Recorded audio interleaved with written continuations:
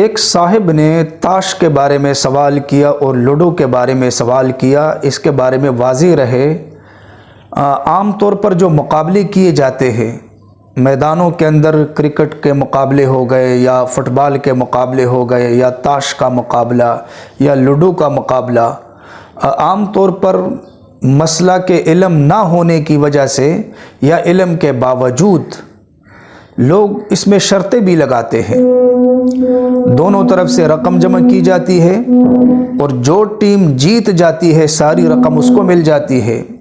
اور ہارنے والی بیچاری جو ہے اس کی پوری رقم ڈوب جاتی ہے۔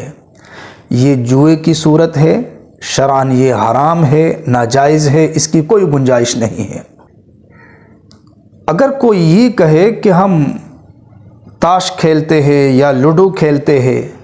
لیکن ہم کسی قسم کی شرط نہیں لگاتے،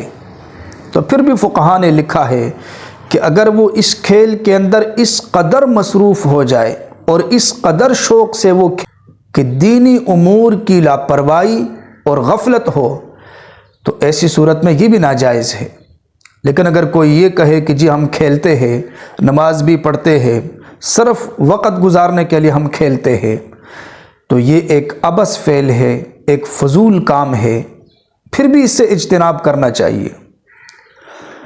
اس لیے کہ نہ تو اس کے اندر دین کا کوئی فائدہ ہے اور نہ اس میں دنیا کا کوئی فائدہ ہے۔ اور ایک حدیث میں آتا ہے، نبی پاک صلی اللہ علیہ وسلم نے فرمایا، من حسن اسلام المرء ترکہ ما لا یعنی،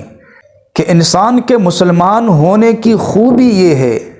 کہ وہ تمام لا یعنی کاموں کو چھوڑ دیتا ہے، عبث۔ یعنی جب ایک بندہ کلمہ پڑھ کر مسلمان ہو جاتا ہے تو اسلام کی وجہ سے اس میں ایسی صفت پیدا ہونی چاہیے